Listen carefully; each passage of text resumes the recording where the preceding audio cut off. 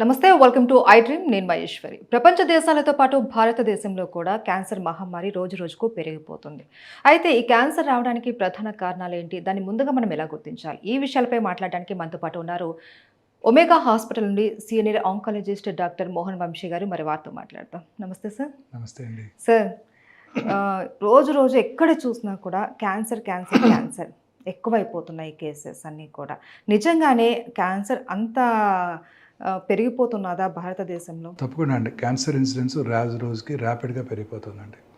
మన 2022 ICMR Indian council for medical research New Delhi వారి statistics ప్రకారం భారతదేశంలో ప్రతి సంవత్సరం more than 15 lakh new cancer cases diagnose చేయబడతాయని అంచనా.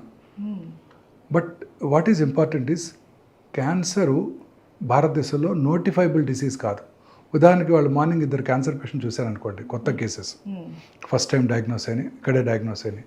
నేను వెంటనే దాన్ని గవర్నమెంట్ ఆఫ్ ఇండియాకి నోటిఫై చేయాల్సిన అవసరం లేదు, మున్సిపల్ అథారిటీస్కి నోటిఫై చేయాల్సిన అవసరం లేదు, ట్రీట్మెంట్ చేస్తే సరిపోతుంది. అదే వాళ్ళు మార్నింగ్ ఒక కరోనా పేషెంట్ చూశాను అనుకోండి, వితిన్ 4 hours నేను గవర్నమెంట్కి ఇన్ఫార్మ్ చేయాలి, ఐ సాయ కరోనా పేషెంట్ టుడే అని, వాళ్ళ స్టాటిస్టిక్స్ కోసం.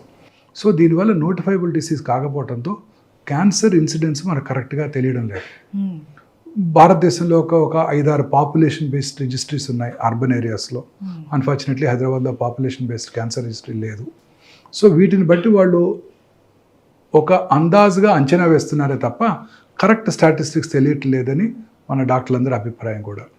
సో వాళ్ళు ఇచ్చిన దాని ప్రకారం more than 15 lakh cancer patients ఉన్నట్టయితే 15 lakh న్యూ క్యాన్సర్ పేషెంట్స్ ఉన్నట్టయితే మా అందరి ఎస్టిమేట్ ప్రకారం భారతదేశంలో దానికి మోర్ దెన్ డబుల్, అంటే more than 30 lakh new cancer patients ఉంటాయని చాలా మంది నమ్ముతున్నారు. ఉదాహరణకి మన పాపులేషన్ చైనా పాపులేషన్ ఒకటే ఈక్వల్, బట్ చైనాలో 36 lakh new cancer patients diagnose చేయబడుతున్నాయి. ఇక్కడ 15 అంటే నమ్మశక్యంగా లేదు. ఇన్ఫ్యాక్ట్ భారతదేశానికి ఎక్కువ ఉండాలి, ఎందుకంటే Chinese food habits are much more healthier. ఇక్కడ కూడా అలవాటు అయిపోయింది హెల్దియర్ హ్యాబిట్స్. మనమంతా వెస్టర్న్ ఫుడ్ హ్యాబిట్స్ని కల్టివేట్ చేస్తున్నాం. అది మెయిన్ కారణం. మనం డిస్కషన్కి వచ్చినప్పుడు డిస్కస్ చేద్దాం. సో భారతదేశంలో కూడా అంతే ఉంటాయి. మన స్టాటిస్టిక్స్ ప్రకారం కూడా ప్రతి 9 మందిలో, ఒక ఫ్యామిలీలో 9 మంది ఉన్నారనుకోండి, life time risk of developing cancer ఆ ఫ్యామిలీకి ఒకరు, అంటే ప్రతి 9 మందిలో ఒకరు క్యాన్సర్ బారిన పడుతున్నారు. ప్రతి 1,00,000 మందికి 107 మంది క్యాన్సర్ బారిన పడుతున్నారు. ఉదాహరణకు అమీర్పేటలో 1,00,000 మంది ప్రజలు ఉన్నారనుకోండి, సంవత్సరానికి 107 న్యూ క్యాన్సర్ పేషెంట్స్ అమీర్పేట నుంచి డయాగ్నోస్ చేయబడతాయి. సో అంత ర్యాపిడ్గా క్యాన్సర్ ఇన్సిడెన్స్ పెరిగిపోతుంది. 2050కి భారత అంచనా ప్రకారమే మోర్ దెన్ 35 lakhs ఉంటుందని అంచనా. సో క్యాన్సర్ ఇన్సిడెన్స్ ర్యాపిడ్గా రోజుకి పెరిగిపోతుందండి. సో దానికి తగ్గట్టు మనం క్యాన్సర్ని డయాగ్నోస్ చేయడానికి క్యాన్సర్ వార్నింగ్ సిగ్నల్స్ మన ప్రజల్లోకి ముఖ్యంగా తీసుకెళ్ళగలగాలి. ఎందుకంటే క్యాన్సర్కి ఇప్పటికీ క్యూర్ కనుగొనబడలేదు. ఎర్లీ స్టేజ్లో కనుక్కుంటేనే మనం క్యూర్ చేయడానికి అవకాశం ఉంది. కానీ cancer is a silent killer. స్లోగా పెరుగుతుంటుంది, సిమ్టమ్స్ కలిగించదు, అందువల్ల ఎవరు డాక్టర్ దగ్గరికి రారు. సో అందుకని మనం ముఖ్యంగా అవేర్నెస్ ప్రోగ్రామ్స్ ద్వారానే మన ప్రజల్లో ఈ క్యాన్సర్ మీద అవేర్నెస్ తీసుకొస్తే, వార్నింగ్ సిగ్నల్ మీద, అప్పుడు క్యాన్సర్ని ప్రివెంట్ చేయడానికి, క్యాన్సర్ వార్నింగ్ సిగ్నల్స్ తెలుసుకోవడానికి అవకాశం ఉంటుంది. అసలు సార్, క్యాన్సర్ అంటేనే చాలా రకాలు ఉంటున్నాయి. మనం చూస్తున్నాం ఈ మధ్య తల భాగం నుంచి కాళ్ళ వరకు ప్రతి చోట క్యాన్సర్ అన్నది ఎక్కడ వస్తుందో తెలియదు. మెయిన్ ఈ క్యాన్సర్ అంటే ఏంటి అనేది చాలా మందికి కూడా అవగాహన లేదు. మన శరీరంలో ఉన్న కోట్లాది కణజాలంలో ఏదో ఒక కణం అప్రతీతంగా పెరిగిపోవటానే క్యాన్సర్ అంటారు. ఇప్పుడు మన బాడీలో లిమిటేషన్స్ ఉన్నాయి. ఉదాహరణకి చిన్నప్పుడు ముక్కు చిన్నదిగా ఉండేది, ఈ సైజుకి రాగానే ఆగిపోయింది, ఇంకా పెరగడం ఆగిపోయింది. అలా ఒక నియంత్రణ విధానం ఉన్నది మన శరీరానికి. ఆ నియంత్రణని దాటి క్యాన్సర్ కణం క్రమంగా పెరిగిపోతుంటాయి. అంటే ఒక్క కణం 2 అవుతాయి, 2, 3, 4 అవుతాయి, 4, 8 అవుతాయి, 8, 16 అవుతాయి, 8 లక్షలు 16 లక్షలు అవుతాయి. అలా పెరిగిపోవటాన్ని క్యాన్సర్ అంటారు. అది ఎక్కడైనా ఉండొచ్చు. మన నియంత్రణ దాటి, మన రెగ్యులేటరీ మెకానిజమ్స్ని దాటి మన శరీరంలో మీరు అన్నట్టు స్కాల్ప్ నుంచి కాలు చిటికన వేలు వరకు ఏదో ఎక్కడో ఒక కణం అలా పెరిగిపోవటాన్ని క్యాన్సర్ అంటారు. సో ఇప్పుడు మన సైంటిస్టులకి మంచి అవగాహన వచ్చింది, క్యాన్సర్ మీద పూర్తి అవగాహన వచ్చింది. మన బాడీలో అబౌట్ 22,000 ప్రోటాన్ కోడింగ్ జీన్స్ ఉంటాయి, equally good number of non proton coding jeans ఉంటాయి. ఇందులో సైంటిస్టులు ఒక 500 to 600 ఆంకోజీన్స్ని ఐడెంటిఫై చేశారు. ఆంకోజీన్స్ అంటే క్యాన్సర్ కారక జన్యువులు. వీటిలో వచ్చే మ్యుటేషన్స్ ఆధారంగానే ఈ క్యాన్సర్స్ వస్తున్నాయి. అన్ని రకాల క్యాన్సర్లు. సైంటిస్టులు ఇప్పుడు గట్టిగా నమ్ముతున్నారు.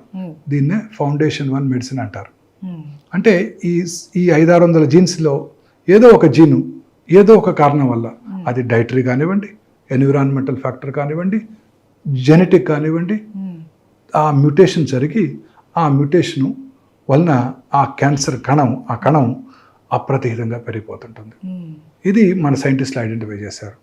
ఇప్పుడు ప్రతి క్యాన్సర్కి కూడా ఇది మ్యుటేషన్, మనం ఏ మ్యుటేషన్ వల్ల క్యాన్సర్ వచ్చింది తెలుసుకునే సదుపాయం ఇప్పుడు మనకి అందుబాటులోకి వచ్చింది హైదరాబాద్లోనే. ఆ కొన్ని మ్యుటేషన్స్ని టార్గెట్ చేసే మందులు కూడా అందుబాటులోకి వచ్చాయి. అది సో ఇలా క్యాన్సర్ బాడీలో ఎక్కడైనా రావచ్చు. లైనింగ్ మీద, అంటే లైనింగ్ అంటే ఒక లైనింగ్, ఇప్పుడు ఉదాహరణకి మన బాడీకి స్కిన్ లేయర్, లైనింగ్ మీద వచ్చే క్యాన్సర్స్ని కార్సినోమాస్ అంటారు. లోపల వచ్చే క్యాన్సర్స్ని సార్కోమాస్ అంటారు. సాఫ్ట్ టిష్యూ అంటే లైనింగ్ లోపల ఉండే టిష్యూ సాఫ్ట్ టిష్యూ. ఇప్పుడు ఇంటెస్టైనల్ ట్రాక్ ఉంది, దాని లైనింగ్ మీద వచ్చినట్టయితే కార్సినోమా, లోపల వచ్చినట్టయితే సార్కోమా, లైనింగ్ కింద వచ్చినట్టయితే సార్కోమా. ఇంకా 3వ గ్రూపు కార్సినోమా, సార్కోమా. 3వ గ్రూపు హిమటలాజికల్ మ్యాలిగ్నెన్సీస్ అంటే రక్త సంబంధ క్యాన్సర్స్, అంటే లింఫోమాస్, లుకీమియాస్. ఇలా 3గా బ్రాడ్గా మనం డివైడ్ చేయవచ్చు క్యాన్సర్స్. బాడీలో ఎక్కడొచ్చినా ఈ 3 బ్రాడ్ వెరైటీస్లో ఈ క్యాన్సర్ని మనం ప్లేస్ చేయడానికి అవకాశం ఉంటుంది. అయితే మీరే అన్నారు క్యాన్సర్ అనేది సైలెంట్ కిల్లర్ అనేసి. సో ఇది చాలా వరకు బయట పడేంత వరకు కూడా మనకు తెలియదు, సివియర్ స్టేజ్కి వెళ్ళేంత వరకు కూడా మనకు తెలియదు. దీన్ని మనము ఫస్ట్లోనే మనం గుర్తించాలి అంటే ఎలాంటి లక్షణాలను మనం ఐడెంటిఫై చేయాలి సార్? సో బేసిక్గా వచ్చిన ఆర్గన్ బట్టి ఆధారపడి ఉంటుంది. ఓకే, ఎక్కడ ఇప్పుడు ఉదాహరణకి ఏ ఆర్గన్లో వచ్చినా కూడా వచ్చిన ఆర్గన్ ఆధారపడి, బట్ కొన్ని జనరల్ సిమ్టమ్స్ ఉన్నాయి. అందులో most important unexplained weight loss. అంటే మామూలుగానే తింటున్నారు, మామూలుగానే వారి జీవితం గడుపుతున్నారు, బట్ క్రమక్రమంగా వెయిట్ తగ్గిపోతున్నారు. ఏంటి మీరు తగ్గిపోతున్నారు అని అడుగుతున్నారు ఫ్యామిలీ మెంబర్స్. అది very good important warning signal. రెండోది ఆకలి తగ్గిపోవటం, అంటే తినాలనిపించకపోవటం, ఆకలి తగ్గటం, డిస్టేస్ట్ ఫర్ ఫుడ్. మీకు చాలా ఇష్టమైన ఫుడ్ టేబుల్ మీద ఉంది, తినడానికి ఆకలి వస్తుంది, తినడానికి అక్కడి దాకా వెళ్తారు, తినబుద్ధి కాక తిరిగి వచ్చేస్తారు. Very important warning signal of cancer. ఇది చాలా ఇంపార్టెంట్. తర్వాత లో గ్రేడ్ ఫీవర్, అంటే జస్ట్ నాట్ మచ్, 99, 99.5, 100 కన్నా తక్కువే, ఈవినింగ్లో కానీ ఎప్పుడో ఒకసారి ఇర్రెగ్యులర్గా రావటం, లో గ్రేడ్ ఫీవర్, ఫీవరిష్గా అనిపించడం, థర్మోమీటర్ పెట్టి చూసుకుంటే 99, 99.5, సోర్ థ్రోట్ గట్రా ఏమి లేదు, వైరల్ ఫీవర్ అనుకుంటాం, 2 రోజులు చూస్తాం, కంటిన్యూస్గా అలా ఫీవర్ ఉండటం, ఆకలి తగ్గిపోవటం, distaste for food, weight loss, ఇవన్నీ కూడా జనరల్ సిమ్టమ్స్ ఆఫ్ క్యాన్సర్. అంటే ఇవి ఉంటే క్యాన్సర్ ఉందని కాదు, బట్ క్యాన్సర్ ఉండి ఉండవచ్చు. ఖచ్చితంగా సిమ్టమ్స్ వచ్చినప్పుడు మనం వెంటనే అలర్ట్ అయ్యి టెస్టులు చేయించుకోవాలి. ఐదర్ పరీక్ష మన ఫ్యామిలీ ఫిజిషియన్ని కలవటము, దగ్గరలో మన ఫ్యామిలీ ఫిజిషియన్ ఉంటారు, లేదా ఒక ఆంకాలజిస్ట్ని కలవటం చేయాల్సి ఉంటుంది. రెండోది ఆర్గన్ని బట్టి. Start with brain. ఇది brain cancer is a very common cancer. అయితే బ్రెయిన్లో 2 రకాల క్యాన్సర్లు ఉంటుంటాయి. ఒకటి ఏంటంటే ప్రైమరీ బ్రెయిన్ ట్యూమర్స్, అంటే బ్రెయిన్లోనే పుట్టాయి. కానీ బ్రెయిన్లో 70% ఆఫ్ ద ట్యూమర్స్ శరీరంలో ఇతర భాగాల్లో పుట్టి బ్రెయిన్కి వెళ్తాయి. ఉదాహరణకు ఊపిరితిత్తుల్లో, కిడ్నీ, బ్రెస్ట్, ఎక్కడైనా సరే బ్రెయిన్కి వెళ్తుంటాయి. సో బ్రెయిన్ యొక్క ట్యూమర్స్ ప్రైమరీ కానీ సెకండరీస్ కానీ లక్షణాలు ఎలా ఉంటే మళ్ళీ జనరల్ సిమ్టమ్స్ ఉన్నాయి వాటికి. ఒకటి ఏంటంటే అర్లీ మార్నింగ్ హెడేక్, పొద్దున్నే లేవటంతోనే హెడేక్తో లేస్తారు, లేదా లేచిన వెంటనే హెడేక్ ఉంటుంది, లేకపోతే హెడేక్తో పొద్దున్నే 3 4 లేస్తారు, అండ్ కంటిన్యూస్గా ఇంక్రీజ్ అవుతుంటుంది. నడి వయసులో ఎస్పెషలీ 40s తర్వాత ఇలాంటిది వచ్చిందంటే ఇమ్మీడియట్గా వీ షుడ్ బికమ్ సస్పీషియస్. అదే ఐస్ ప్రాబ్లం వల్ల కూడా హెడేక్ వస్తుంది, అది ఈవినింగ్ వస్తుంది, అది పొద్దున్నే రాదు. అలా ఎర్లీ మార్నింగ్ హెడేక్తో లేవటం, మిడ్ నైట్లో కానీ తర్వాత కానీ లేవటం వెరీ ఇంపార్టెంట్ వార్నింగ్ సిగ్నల్స్. జ్ఞాపక శక్తి లోపించడం, సడన్ మెమరీ లాస్, తన ఓన్ ఫ్రెండ్ ఫోన్ నెంబర్ గుర్తురాదు, ఇంటి ఫోన్ నెంబర్ గుర్తురాదు, అడ్రస్ గుర్తురాదు. So very important warning signals అనమాట ఇవన్నీ. బ్రెయిన్లో మెమరీ లాస్, సడన్గా మెమరీ లేకపోవటం, కన్వల్షన్స్, ఫిట్స్ రావటం. ఒక ఏరియాలో బ్రెయిన్ ట్యూమర్ ఉన్నప్పుడు ఆ పక్కన ఉన్న నార్మల్ టిష్యూస్ని ఇరిటేట్ చేస్తుంది, ఇప్పుడు ఫిట్స్ రావటం. తర్వాత హెడేక్తో పాటు స్లోగా కొంచెంగా దాని స్లోగా జనరల్ కండిషన్ డిటీరియేట్ అవటం, ఎక్కువసేపు నిద్రపోవటం, కోమాలోకి వెళ్ళిపోవటం కూడా జరుగుతుంటుంది. దీన్నే science of raised intracranial tension అంటారు. బ్రెయిన్ చుట్టూ స్కల్ బోన్ ఉంది, రిజిడ్ స్కల్ బోన్, అటుపక్క పెరగనివ్వదు, నార్మల్ బ్రెయిన్ని కంప్రెస్ చేస్తుంది. సో కంప్రెస్ చేసినప్పుడు మరి ఇలాంటి సిమ్టమ్స్ వస్తాయి అనమాట. This is called science of increased intracranial tension. అది తర్వాత వచ్చిన లొకేషన్ బట్టి బ్రెయిన్లో చాలా లోబ్స్ ఉంటాయి. ఫ్రాంటల్ లోబ్లో ట్యూమర్ వచ్చింది అనుకోండి, వాళ్ళలో విచక్షణ జ్ఞానం కోల్పోతారు, అందరి ముందు అన్డ్రెస్ చేసుకుంటారు, అందరి ముందు సడన్గా యూరిన్ పాస్ చేస్తారు, సడన్గా మాట పడిపోవచ్చు. తర్వాత పెరైటల్ ఏరియా అంటారు, అక్కడ క్యాన్సర్ వచ్చిందంటే కాలో చెయ్యో పడిపోతుంది, రైట్ సైడ్ వచ్చిందంటే లెఫ్ట్ సైడ్ కాలో చెయ్యో పడిపోతాం, ఇలా జరుగుతుంటాయి. వీక్నెస్. ఆక్సిపిటల్ ఏరియాలో వస్తే విజువల్ డిస్టర్బెన్సెస్ రావటం. చిన్న మెదడులో క్యాన్సర్ వచ్చినట్టయితే ఆల్కహాల్ తాగిన వాళ్ళు ఎలా నడుస్తారో అలా నడవటం. ఇలా లొకేషన్ బట్టి మళ్ళీ సిమ్టమ్స్ ఉంటాయి. ఇది కూడా బ్రెయిన్ క్యాన్సర్ లక్షణాలు. ఇంకా స్లోగా కిందకు వచ్చినట్టయితే oral cavity. Oral cavity cancers are the commonest cancers in south India. South Indian men పురుషుల్లో గుట్కాలు, సిగరెట్లు ఇవి తీసుకుంటారు కాబట్టి పురుషుల్లో, సౌత్ ఇండియాలో ఉన్న పురుషుల్లో చాలా కామన్ క్యాన్సర్ ఈ ఓరల్ క్యాన్సర్స్. ఈ ఓరల్ క్యాన్సర్ లక్షణాలు కూడా చాలా పెక్యులర్గా ఉంటాయి. మానని పుండు, నోట్లో చిన్న అల్సర్స్ వస్తుంటాయి, మీకు నాకు కూడా టెన్షన్ ఉన్నప్పుడు అల్సర్స్ వస్తుంటాయి, పెయిన్ఫుల్గా ఉంటాయి, తగ్గిపోతాయి. ఇది మానకుండా క్రమం తప్పకుండా పెరుగుతూ ఉంటుంది, బట్ ఎటువంటి పెయిన్ కలగజేయదు. అందువల్ల అందరూ అశ్రద్ధ చేస్తారు. తర్వాత ఎరుపు తెలుపు మిళితమైన patches, red and white patches or white patch, just పెరుగు అంటుకున్నట్టు ఆ లిప్ మీదో, నాలుక మీదో, దవడ లోపల భాగానో, అంగటి మీద ఉంటుంది. రబ్ చేస్తే పోదు, లూకోప్లేకియా అంటారు. అలాగే వెల్వెటీ రెడ్ ప్యాచెస్, ఎరిథ్రోప్లేకియా అంటారు. ఎక్కడైనా రావచ్చు ఓరల్ క్యావిటీలో. అలాగే ఎరుపు తెలుపు కలిసిపోయిన ప్యాచెస్, మిళితమైన ప్యాచెస్ కనుక ఉన్నట్టయితే క్యాన్సర్ అయ్యే అవకాశాలు చాలా ఎక్కువగా ఉంటాయి. ఇవేమీ నొప్పి కలిగించవు, అందుకే డాక్టర్ దగ్గరికి రారు.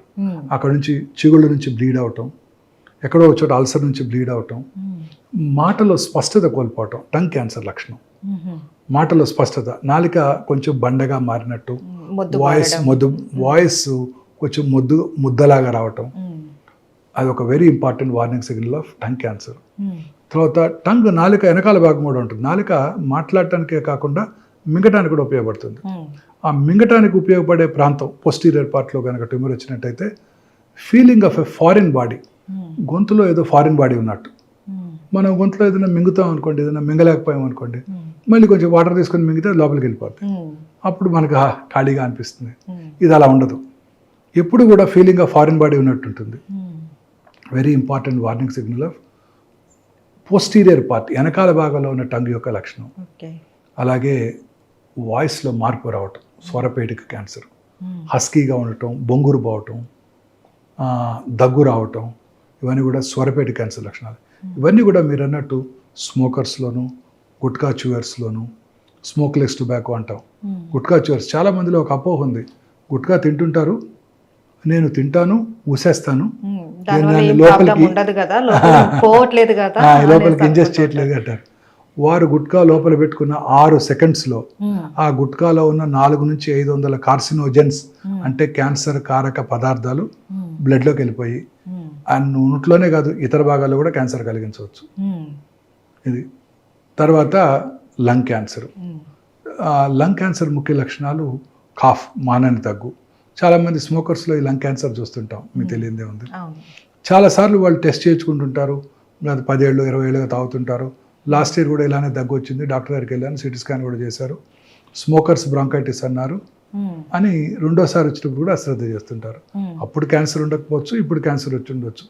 సో మానని దగ్గు, దగ్గినప్పుడు వచ్చే ఫ్లెమ్లో కళ్ళలో రక్తం పట్టడం, ఇవన్నీ వెరీ ఇంపార్టెంట్ వార్నింగ్ సిగ్నల్స్. అలాగే లో గ్రేడ్ చెస్ట్ పెయిన్, ఆకలి తగ్గటం, లో గ్రేడ్ ఫీవరు, వెయిట్ లాస్, ఇవన్నీ కూడా లంగ్ క్యాన్సర్ ముఖ్య లక్షణాలు. చాలాసార్లు లంగ్ క్యాన్సర్ చిన్నదిగా ఉండొచ్చు, శరీరంలో ఇతర భాగాలకు పాకిపోవచ్చు, ఎస్పెషల్లీ బ్రెయిన్. బ్రెయిన్కి వెళ్ళిపోతుంది. ఈ లంగ్ క్యాన్సర్ ఎక్స్రేలో కనపడదు, అంత చిన్నదిగా ఉంటుంది. బ్రెయిన్ డాక్టర్ గారు, న్యూరో సర్జన్ ఆ ట్యూమర్ కూడా తీసేస్తారు, తీసి టెస్ట్కి పంపిస్తే బ్రెయిన్ లంగ్ క్యాన్సర్ అని రిపోర్ట్ వస్తుంది. ఒకే పర్సన్కి 2 క్యాన్సర్స్ కూడా వస్తూ ఉంటాయా? రావచ్చు, అన్లైక్లీ రావచ్చు. అదృష్టం బాగపోతే there is one lady who had 8 cancers. 8 survive అయ్యింది ఆవిడ. చూస్తుంటాం, అది కూడా కామనే. ఇప్పుడు ఉదాహరణకి కామన్ ఎగ్జాంపుల్ ఇప్పుడు రైట్ సైడ్ చీక్లో లోపల భాగంలో క్యాన్సర్ వచ్చింది అనుకోండి, వాళ్ళకే లెఫ్ట్ సైడ్ వచ్చే అవకాశాలు చాలా ఎక్కువ ఉంటాయి. స్ప్రెడ్ అవ్వదు, కొత్తవి. నేను పేషెంట్కి ఎలా ఎగ్జాంపుల్ చెప్తానంటే, గోదావరికంలో బొగ్గు దొరికితే పక్కన ఉన్న రామగుండం, మంచిర్యాల, పెద్దపల్లి, రామకృష్ణపూరు అక్కడ కూడా బొగ్గు దొరుకుతుంది. అట్లా ఇక్కడ వచ్చిందంటే ఇక్కడ రావచ్చు, ఇక్కడ రావచ్చు, ఇక్కడ రావచ్చు, ఇక్కడ రావచ్చు. సో అంటే ఒక చోట కనుక వచ్చినట్టయితే ఏవైతే కారణాలు ఇక్కడ క్యాన్సర్ కలిగించాయో అవే కారణాలు ఈ ఏరియాలో కూడా ఉంటాయి కదండి, అక్కడ కూడా వస్తాయి. అలాగే ఒక బ్రెస్ట్ లో క్యాన్సర్ వచ్చిందంటే రెండో బ్రెస్ట్ లో క్యాన్సర్ వచ్చే అవకాశాలు ఎక్కువ. సో ఎవరికైనా బ్రెస్ట్ క్యాన్సర్ రిస్క్ ఏంటంటే ఆల్రెడీ బ్రెస్ట్ క్యాన్సర్ వచ్చి ఉండటం, very important risk factor. So అదొకటి ఇంపార్టెంట్. సో లంగ్ క్యాన్సర్, తర్వాత స్లోగా gastro. Commonest cancer south Indian మెన్లో గ్యాస్ట్రిక్ క్యాన్సర్. గ్యాస్ట్రిక్ క్యాన్సర్ లక్షణాలు ఏంటంటే, చాలామంది అంటుంటారు నాకు గ్యాస్ ఎక్కువ ఉంటుంది, నాకు గ్యాస్ ఉంటుంది అనేది. కొంచెం ఫుడ్ తినగానే పొట్ట ఫుల్ అయిపోయినట్టు ఉండటం, very important warning signal of gastric cancer. అలాగే వామిటింగ్, వామిటర్స్లో బ్లడ్ ఉండటం, మోషన్ డార్క్ బ్లాక్ కలర్లో వెళ్ళటం, అంటే అక్కడ స్టమక్లో ఉన్న అల్సర్లో బ్లీడింగ్ అవుతుంటుంది. ఆ బ్లడ్ మోషన్లో బ్లాక్ కలర్లో కనపడుతుంది, రెడ్ కలర్లో కనపడదు. ఎందుకంటే యాసిడ్ ఎన్విరాన్మెంట్లో ఆ బ్రైట్ రెడ్ బ్లడ్ బ్లాక్ అయిపోతుంది. సో బ్లాక్ టారీ మోషన్ వచ్చిందంటే అప్పర్ జిఏ బ్లీడ్ ఉన్నట్టు, స్టమక్ అల్సర్ కావచ్చు. సో ఇది ఒక వెరీ ఇంపార్టెంట్ వార్నింగ్ సిగ్నల్. చాలామంది నడి వయసు దాటిన తర్వాత 50-60 ఏళ్ళ వయసులో పురుషుల్లో ముఖ్యంగా ఎనీమియా, రక్తహీనత రావటం. రక్తహీనత రాగానే ముందు వాళ్ళకి ఆయాసం వస్తుంది, అంతే కదా, కొంచెం నడవంగానే రక్తం తక్కువ ఉంటే ఆయాసం వస్తుంది. ఫస్ట్ వాళ్ళు ఎవరి దగ్గరికి వెళ్తారు, ఆయాసం రాగానే కార్డియాలజిస్ట్ దగ్గరికి వెళ్తారు. కార్డియాలజిస్ట్ పరీక్ష చేసి హార్ట్కి యాంజియోగ్రామ్ చేస్తే 2 బ్లాక్లు ఎట్లాగో ఉంటాయి ప్రతి వాళ్ళకి, 2 స్టెంట్లు కూడా వేస్తుంటారు. ఆ తర్వాత మనం కార్సినోమా స్టమక్ని డయాగ్నోస్ చేస్తుంటాం. సో నడి వయసు దాటిన తర్వాత ఎవరిలో అయినా రక్తహీనత ఉందంటే సౌత్ ఇండియన్ మెన్లో ఫస్ట్ ఎండోస్కోపీ చేసుకోవాలి. అది కనుక నార్మల్గా ఉంటే కొలనోస్కోపీ చేసుకోవాలి కింద నుంచి. ఈ 2 చాలా ఇంపార్టెంట్. ఇది చాలా వెరీ ఇంపార్టెంట్ వార్నింగ్ సిగ్నల్. రక్తహీనత, చాలామంది బ్లడ్ ఎక్కించుకుంటుంటారు, ఐరన్ సప్లిమెంట్స్ తీసుకుంటుంటారు, కార్డియాలజిస్ట్ కలుస్తారు ఆయాసానికి, ఈ 2 మిస్ అయిపోతుంటారు. అండ్ సార్, సర్వైకల్ క్యాన్సర్కి సంబంధించి ఎలాంటి సింటమ్స్ ఉంటాయి sir? Cervical cancer is one of the commonest cancers in south Indian women. భారతదేశంలో అత్యధికంగా కనబడే క్యాన్సర్ బ్రెస్ట్ క్యాన్సర్, తర్వాత గర్భసంచి ముఖద్వార క్యాన్సర్. ఇది ముఖ్యంగా people belonging to lower socio economic strata వాళ్ళలో చూస్తుంటాం, పేద వర్గాల ప్రజల్లో ఎక్కువ చూస్తుంటాం. ఎందుకంటే వాళ్ళలో హైజీన్ యొక్క విలువ, శుభ్రత తెలియకపోవడంతో అన్హైజీనిక్ ప్రొసీజర్స్ వలన during menstrual cycles human papillomatous virus ఎక్కువగా వ్యాప్తి చెంది వాళ్ళలో ఈ క్యాన్సర్ ఎక్కువగా వస్తుంటుంది, హెచ్పివి వైరస్. సో దీని లక్షణాలు ఎలా ఉంటాయంటే, పీరియడ్స్ టైంలో బ్లీడింగ్ ఎక్కువ అవటం, పోస్ట్ కాయిటల్ బ్లీడింగు, పీరియడ్స్ మధ్యలో ఇంటర్మెన్స్ట్రల్ బ్లీడింగు, వైటిష్ డిశ్చార్జ్, అది కూడా ఆఫుల్ స్మెల్తో ఉండే డిశ్చార్జ్, తర్వాత బ్లడీ డిశ్చార్జ్, తర్వాత లో గ్రేడ్ అంటే తక్కువ అబ్డామినల్, లో గ్రేడ్ అబ్డామినల్ పెయిన్, కింది పొట్టలో పెయిన్ రావటం, ఇవన్నీ వార్నింగ్ సిగ్నల్స్ ఆఫ్ గర్భసంచి ముఖద్వార క్యాన్సర్. ఇంకా చూసినట్టయితే కామనెస్ట్ క్యాన్సర్ ఒక 10-15 ఏళ్ల క్రితం గర్భసంచి ముఖద్వార క్యాన్సర్. ఇప్పటికీ కూడా ప్రతిరోజు ప్రతి 6 నిమిషాలకి ఒక స్త్రీ గర్భసంచి ముఖద్వార క్యాన్సర్ వల్ల ప్రాణం కోల్పోతున్నారు భారతదేశంలో. ప్రతి 6 నిమిషాలకి, అంత కామన్ అనమాట. ఇంకొక ఇంపార్టెంట్ ఫ్యాక్ట్ ఏంటంటే, ప్రతి 4 నిమిషాలకి ఒక స్త్రీ బ్రెస్ట్ క్యాన్సర్ డయాగ్నోస్ చేయబడుతున్నారు ఇండియాలో. ప్రతి 4 నిమిషాలకి ఒక స్త్రీ బ్రెస్ట్ క్యాన్సర్ డయాగ్నోస్ చేయబడుతున్నారు. ప్రతి సంవత్సరం భారతదేశంలో 2,24,000 న్యూ బ్రెస్ట్ క్యాన్సర్ పేషెంట్స్ కనుగొనబడుతున్నాయి. అండ్ మీరు గుర్తుపెట్టుకోవాల్సిన ఇంపార్టెంట్ విషయం ఏంటంటే, మనందరం ఇవన్నీ కూడా అర్బన్ ఇండియాలో ఎక్కువ చూస్తున్నాం. అర్బన్ ఇండియా పాపులేషను యాన్యువల్ ఈ 2023 స్టాటిస్టిక్, కరోనా తర్వాత మన స్టాటిస్టిక్స్ పూర్తిగా ఎవాల్యుయేట్ చేయలేదు, చేయలేకపోయాం మనం. ఎవ్రీ 10 yearsకి ఒకసారి స్టాటిస్టిక్స్ తీసుకుంటాం కదా, పాపులేషన్ స్టాటిస్టిక్స్ చేయలేకపోయాం. సో ఆ 22 అంచనా ప్రకారం భారతదేశంలో ఓన్లీ 35 మంది మాత్రమే 100కి అర్బన్ ఏరియాస్లో ఉంటున్నారు. ఈ అర్బన్ ఏరియాస్లోనే ఈ క్యాన్సర్స్ అన్ని కాన్సన్ట్రేట్ చేయబడుతున్నాయి. 2,24,000 న్యూ బ్రెస్ట్ క్యాన్సర్ పేషెంట్స్ ఉన్నట్టయితే on an average 175 are in urban area. So urban ఏరియాస్లో ఈ బ్రెస్ట్ క్యాన్సర్ ఇన్సిడెన్స్ ర్యాపిడ్గా పెరిగిపోతుంది. ఓకే. దీని ముఖ్య లక్షణాలు ఏంటంటే బ్రెస్ట్లో లంప్ లాగా ఏర్పడటం, గడ్డలాగా ఏర్పడటం. రెండోది బ్రెస్ట్ యొక్క సైజులో కానీ షేప్లో కానీ మార్పు రావటం. బ్రెస్ట్ యొక్క స్కిన్ ముడతలు పట్టినట్టు ఉంటాం. ఆరెంజ్ పీల్ అపియరెన్స్ అంటాం. రైప్ ఆరెంజ్, పండిపోయిన ఆరెంజ్ చూస్తే ఆ పైన చిన్న చిన్న గుంటలు పడి ఎలా ఉంటుంది చూడండి, థిక్ అయ్యి అలా ఉంటుంది ఆ స్కిన్. అంటే మన ఇండియాలో ఆరెంజ్ పీల్ ఉండదు, మన అందరం డార్క్ కాంప్లెక్షన్ కాబట్టి వైట్స్లో అలా ఉంటుంది ఆరెంజ్ పీల్ అపియరెన్స్. సో మన వాళ్ళ కూడా అట్లా నల్లగా గుంటలు పడి ఉంటాం. తర్వాత బ్రెస్ట్ యొక్క నిప్పుల్ ఏరియాలో కాంప్లెక్సెస్లో మార్పులు రావటం, నిప్పులు లోపలికి పోవటం, నిప్పుల మీద పుండె ఏర్పడటం, నిప్పుల నుంచి బ్లడ్ కానీ బ్లాకిష్ కానీ బ్రౌనిష్ కానీ డిశ్చార్జ్ రావటం. అలాగే బ్రెస్ట్ యొక్క స్కిన్ మీద నరాలు ఉబ్బినట్టు ఉండటం. అలాగే రెండు నిప్పుల ఏరియాల కాంప్లెక్సెస్ ఒకే లెవెల్లో లేకుండా ఒకవైపు పైకి లాగబడి ఉండటం, లేకపోతే ఇంకో పక్క కిందకి లాగబడి ఉండటం. అలాగే చంకలో గడ్డలు, ఇవన్నీ కూడా అర్లీ బ్రెస్ట్ క్యాన్సర్ లక్షణాలు అన్నమాట. ఈ లక్షణాలు ఉన్న వాళ్ళందరికీ క్యాన్సర్ ఉన్నట్టు కాదు, బట్ క్యాన్సర్ ఉండటానికి ఎక్కువ అవకాశాలు ఉంటాయి కాబట్టి దగ్గరలో ఉన్న సర్జన్ కానీ వారి లేడీ డాక్టర్, ఫ్యామిలీ ఫిజిషియన్ కానీ ఆంకాలజిస్ట్ని కానీ కలవటం చాలా ఇంపార్టెంట్. సార్ ఇప్పటివరకు కొన్ని రకాల క్యాన్సర్స్ వాటి లక్షణాలు చెప్పారు, ఇంకా చాలా ఉన్నాయి. సో వాటి గురించి కూడా ఎక్స్ప్లెయిన్ చేస్తారా? మీరు అన్నట్టు రకరకాల క్యాన్సర్స్ ఉన్నాయండి. ఇప్పుడు గ్యాస్ట్రోఇంటెస్టైనల్ ట్రాక్లో స్టమక్ తర్వాత అత్యధికంగా కనబడే క్యాన్సర్ కోలన్ క్యాన్సర్, పెద్ద పేగుల్లో వచ్చే క్యాన్సర్. కోలన్ క్యాన్సర్ ఇన్సిడెన్స్ కూడా చాలా ర్యాపిడ్గా పెరిగిపోతుంది భారతదేశంలో. ముఖ్యంగా అర్బన్ ఏరియాస్లో ఈ క్యాన్సర్ ఎక్కువగా చూస్తున్నామండి. దానికి రకరకాల కారణాలు ఉన్నాయి. ఈ క్యాన్సర్ ముఖ్య లక్షణాలు ఏంటంటే మల విసర్జన అలవాట్లలో మార్పు రావటం. అంటే ఉదాహరణకి మనం రోజు ఒకసారి మోషన్ పాస్ చేస్తాం, సడన్గా గత 4 నెలల నుంచి రోజుకు 2-3 సార్లు మోషన్స్ అవుతున్నాయి. Very important warning signal. అలాగే మోషన్లో బ్లడ్ కనపడటం, చాలాసార్లు కనపడుతుంటాయి. మోషన్లో బ్లడ్ కనపడుతుంటాయి. నాకు పైల్స్ ఉన్నాయి, పోయిన సంవత్సరం కూడా పైల్స్ ఉన్నాయి, అప్పుడు డాక్టర్ దగ్గరికి వెళ్ళి చూపించుకున్నాను, పైల్స్ ఉన్నాయన్నారు, మెడిసిన్ ఇచ్చారు, తగ్గిపోయింది, అదే వాడుకుందాం అనుకుంటారు తప్ప పోయిన సంవత్సరం పైల్స్ వల్ల బ్లడ్ వచ్చింది, ఈసారి క్యాన్సర్ వల్ల బ్లడ్ వచ్చి ఉండవచ్చు అనే ఫ్యాక్ట్ని మర్చిపోతారు. సో ఇవేమీ నొప్పి కలిగించవు, అందువల్ల ఎవరు డాక్టర్ దగ్గరికి రారు. సో మోషన్లో కనుక బ్లడ్ కనుక పడినట్టయితే ఎప్పుడూ అశ్రద్ధ చేయకూడదు. వెంటనే దగ్గరలో ఉన్న సర్జన్ దగ్గరికి వెళ్ళి చూపించుకొని దానికి నివారణ తెలుసుకొని అది దానికి వైద్యం చేయించుకొని అది ఆగిపోయితేనే మనం నిశ్చింతగా ఉండాలి. లేకపోతే మళ్ళీ డాక్టర్ దగ్గరికి, అదే డాక్టర్ దగ్గరికి వెళ్ళి టెస్టులు చేయించుకుంటూ ఉండాలి. అవసరమైతే సిగ్మాడోస్కోపీ, కొలనోస్కోపీ కూడా చేసుకోవాలి. ఎందుకంటే rectal cancer, colon cancer incidence భారతదేశంలోని పురుషుల్లో చాలా ఎక్కువగా చూస్తున్నాం. అలాగే మల విసర్జన అలవాట్లు మార్పు రావటం, తర్వాత మనం మోషన్ పాస్ చేస్తే ఒక సైజులో మోషన్ బయటకు వస్తుంది. అలా కాకుండా పెన్సిల్ బీమ్ లాగా సన్నగా వచ్చింది అనుకోండి, అంటే ఆ రక్తంలో బ్లాక్ అవుతుందని అర్థం. అలాగే ఫీలింగ్ ఆఫ్ ఇన్కంప్లీట్ ఎవాక్యుయేషన్. ఇప్పుడు మనం మార్నింగ్ చక్కగా మోషన్ పాస్ చేసామనుకోండి, we have a very good feeling, yes motion అయిపోయింది, సో కంఫర్టబుల్గా ఉంటుంది. మోషన్ పాస్ చేసినప్పటికీ ఇంకా కూడా మోషన్కి వెళ్ళాలి అనిపిస్తూ ఉన్నట్టయితే, గుడ్ మోషన్ పాస్ చేసాము కానీ ఇంకా మోషన్కి వెళ్ళాల్సి ఉన్నట్టు అనిపిస్తోంది, వెళ్ళి కూర్చుంటే రావడం లేదు, this is a very important warning signal of rectal cancer. అంటే బ్రెయిన్ ఆ ట్యూమర్ని మోషన్గా పర్సీవ్ చేస్తుంది. బ్రెయిన్కి ఆ ట్యూమర్ అని తెలియదు, అది యాక్చువల్లీ రెక్టంలో ట్యూమర్ ఉంది కాకపోతే అది మోషన్గా పర్సీవ్ చేస్తుంది. అది కూడా ఎంటీ చేయాలని ఆలోచిస్తూ ఉంటుంది, అదేమో ఎంటీ అవ్వదు. ఇది ఫీలింగ్ ఆఫ్ ఇన్కంప్లీట్ ఎవాక్యుయేషన్.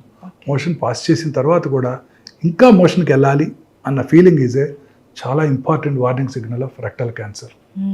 తర్వాత రెగ్యులర్గా మోషన్తో పాటు సడన్గా కొన్నిసార్లు లూజ్ మోషన్స్ అయిపోవటం, కొన్నిసార్లు కాన్స్టిపేషన్ రావటం. ఇంక్రీజింగ్ కాన్స్టిపేషన్ అంటే ఇంతకుముందు రోజు ఒకసారి పాస్ చేసాము, ఇప్పుడు 2 రోజులకు ఒకసారి, ఇప్పుడు 3 రోజులకు ఒకసారి, అంటే బ్లాక్ అయిపోతుంది రెక్టం. చాలా ఎక్కువ సార్లు పాస్ చేయటం, వచ్చినప్పుడు బ్లాక్ కొంచెం తగ్గినప్పుడు టకటగా 4-5 సార్లు పడిపోవటం. Very important warning signal of left sided colon cancers. ఇదే కాకుండా right side colon cancers silent killer. ఎందుకంటే ఎటువంటి సిమ్టమ్స్ కలిగజేయవు, ఎందుకంటే అక్కడ మోషన్ లిక్విడ్గా ఉంటుంది. ఈ చిన్న అల్సర్స్ ఏమి మోషన్ని బ్లాక్ చేయలేవు. సో అందువల్ల ఆ అల్సర్ నుంచి బ్లడ్గా వచ్చిన ఆ మోషన్లో మిక్స్ అయిపోతుంది, అందువల్ల తెలియదు. So right side colon cancers are very very silent killers. చాలాసార్లు రక్తహీనతతో డాక్టర్ దగ్గరికి వెళ్తారు వాళ్ళు, ఇందాక చెప్పాను కదండి, రక్తహీనత కనుక ఉన్నట్టయితే ఫస్ట్ దక్షిణ భారతదేశంలో అపర్జయోస్కోపీ, అది కనుక నెగిటివ్ అయితే కొలనోస్కోపీ చేసుకోవాలి. ఇది కోలన్ క్యాన్సర్ ముఖ్య లక్షణాలు. ఈ రకంగా బ్లడ్ ఎక్కడొచ్చినా అబ్నార్మలేనండి. ముక్కులోంచి బ్లడ్ వచ్చినా, దగ్గినప్పుడు బ్లడ్ వచ్చినా, నోట్లో ఉమ్మిలోంచి బ్లడ్ వచ్చినా, యూరిన్లో బ్లడ్ వచ్చినా, ఇంటర్మెనిస్ట్రల్ బ్లడ్ వచ్చినా, నిప్పుల నుంచి బ్లడ్ వచ్చినా, బ్లడ్ ఎక్కడి నుంచి వచ్చినా అబ్నార్మలే. వెంటనే దగ్గరలో ఉన్న సర్జన్ దగ్గరికి వెళ్ళి కన్సర్న్డ్ దాని గురించి టెస్ట్ చేసుకొని జబ్బు లేదు అని నిర్ధారణ చేసుకోవడం వెరీ ఇంపార్టెంట్. ఇంకా శరీరంలో ఎక్కడైనా లంప్ రావటం, ఆ లంప్ అంటే గడ్డ, ఆ గడ్డ క్రమం తప్పకుండా పెరగటం, బ్రెస్ట్లో కానివ్వండి, నెక్లో కానీ, థైరాయిడ్ ఏరియాలో కానివ్వండి, పెరోటిడ్ ఏరియాలో కానివ్వండి, సాఫ్ట్ టిష్యూస్ మీద కానివ్వండి, ఎక్కడైనా గడ్డ రావటం, క్రమం తప్పకుండా పెరగటం, ముఖ్యంగా నొప్పి లేకుండా ఉండటం. నొప్పి లేకుండా అని అశ్రద్ధ చేయకూడదు. చాలా మంది ఈ నోషంతో నాకు నొప్పి ఉందండి అందుకే అశ్రద్ధ చేశానండి అని కూడా అంటుంటారు. ఏ గడ్డ కూడా అశ్రద్ధ చేయకూడదు. మనలో వచ్చే ఏ మార్పుని అశ్రద్ధ చేయకూడదండి. మనలో వచ్చే ఏ మార్పుని అశ్రద్ధ చేయకూడదండి. ఎటువంటి మార్పుని అశ్రద్ధ చేయకూడదు. రోజు 3 సార్లు మోషన్కి వెళ్ళే అలవాటు ఉంది, ఇప్పుడు ఒకసారి వెళ్తున్నాం, మార్పే. ఎటువంటి మార్పు అశ్రద్ధ చేయకూడదు. రోజు రాత్రిపూట యూరిన్కి వెళ్ళాము, సడన్గా 50 ఏళ్ళు దాటాయి, రోజు రాత్రిపూట 4-5 సార్లు యూరిన్కి వెళ్ళాల్సి వస్తుంది. Very important warning signal of prostate cancer లేదా ప్రాస్టేట్ ఎన్లార్జ్మెంట్. సో రాత్రిపూట యూరిన్, నాక్టూరియా, రాత్రిపూట యూరిన్ ఎక్కువసార్లు పాస్ చేయాల్సి రావటం, ఇంక్రీజ్డ్ ఫ్రీక్వెన్సీ, డే టైం కూడా ఫ్రీక్వెంట్గా వాష్రూమ్కి వెళ్ళాల్సి రావటం, హెసిటెన్సీ, ఎస్పెషల్లీ 50 దాటిన తర్వాత వాష్రూమ్కి వెళ్తాము, యూరిన్ వెంటనే రాదు, you to wait for a minute, మెల్లగా ఆగాలి. స్ట్రీమ్ కూడా సరిగా పడకుండా దగ్గర మీద కాళ్ళ మీద పడిపోవటం. తర్వాత అర్జెన్సీ, యూరిన్ రాగానే పరిగెత్తాలి, లేకపోతే ఇన్నర్స్లో పడిపోతుంది, కంట్రోల్ చేసుకోలేము. ఇవన్నీ కూడా warning signals of prostate cancer. అంటే ఇవి ఉంటే క్యాన్సర్ ఉందని కాదు, బట్ ప్రాస్టేట్ ఎన్లార్జ్డ్ అయింది, ఉండే అవకాశాలు ఎస్పెషల్లీ 50 తర్వాత ఎక్కువగా ఉంటాయి. సో వెంటనే ఇలాంటి సిమ్టమ్స్ ఏమన్నా కూడా చెక్ చేసుకోవాలి. అలాగే స్కిన్ క్యాన్సర్స్ కూడా చాలా కామన్గా చూస్తుంటాం. పుట్టుమచ్చల్లో వచ్చే క్యాన్సర్స్, మెలనోమాస్ అంటాం, చాలా ప్రమాదకరమైనవి, అవి చాలా ర్యాపిడ్గా పాకిపోతాయి. మొన్న మధ్య ఒక కేసు చూశాను, బ్రెయిన్లో ట్యూమర్ ఉంది, మల్టిపుల్ ట్యూమర్స్ ఉన్నాయి, తలనొప్పితో డాక్టర్ దగ్గరికి వస్తే బ్రెయిన్ స్కాన్ చేస్తే మల్టిపుల్ మెట్స్ ఉన్నాయి, బాడీ అంతా స్కాన్ చేస్తే ఎక్కడ బెడ్ స్కాన్ చేసినా ఏం కనబడలా. చూస్తే కాలు బొట్టన వేలు క్రింద, వేలు గోరు క్రింద ఒక చిన్న 2 మిల్లీమీటర్ల మచ్చ ఉంది, బ్లాక్ మచ్చ, అది మెలనోమా. అక్కడ నుంచి బ్రెయిన్కి వెళ్ళిపోయిందండి. అంత ప్రమాదకరమైన ఈ మెలనోమా క్యాన్సర్స్. కాలు హీల్ మీద చిన్న మచ్చ ఒకటి ఉంటుంది, ఆ మచ్చ లివర్కి పాకిపోవచ్చు. సో పుట్టుమచ్చల్లో వచ్చే మార్పులు, పుట్టుమచ్చ సైజు పెరగటం, కలర్ మారటం, అల్సరేషన్ ఏర్పడటం అంటే పుండుగా మారటం, పుట్టుమచ్చ నుంచి పెలుసులుగా పొరలుగా ఊడిపోవటం, స్కిన్ ఊడిపోవటం, అలాగే పుట్టుమచ్చల మీద పుండు పట్టడం, పుట్టుమచ్చల నుంచి రక్తం కారటం, ఇవన్నీ కూడా వార్నింగ్ సిగ్నల్స్ ఆఫ్ మెలనోమా. వీటిని కూడా అశ్రద్ధ చేయకూడదు. సో ఇలా అన్ని రకాల క్యాన్సర్స్ కూడా యూరిన్లో బ్లడ్ పట్టడం very important warning signal of bladder cancer.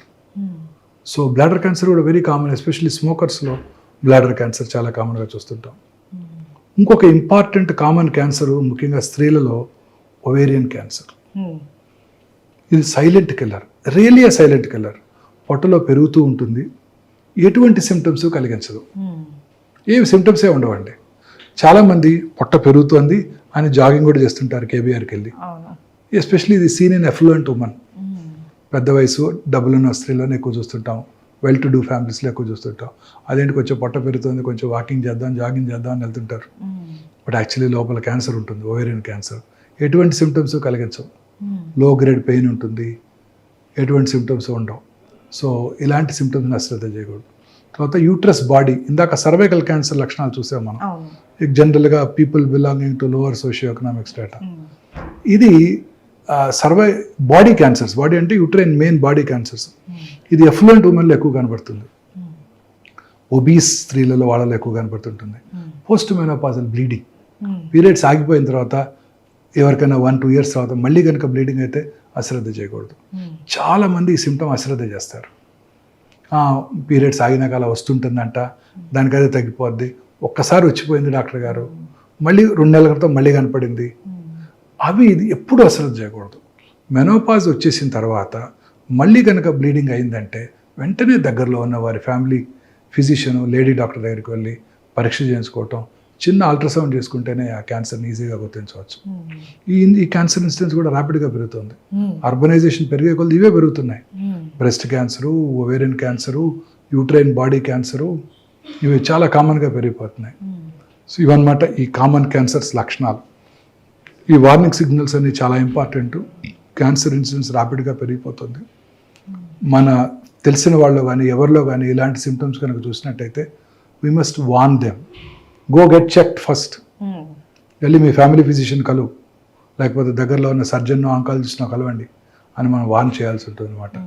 ఈ వార్నింగ్ సిగ్నల్స్ ఉంటే క్యాన్సర్ ఉన్నది అని కాదు, క్యాన్సర్ ఉండి ఉండవచ్చు, అవకాశం ఉండొచ్చు.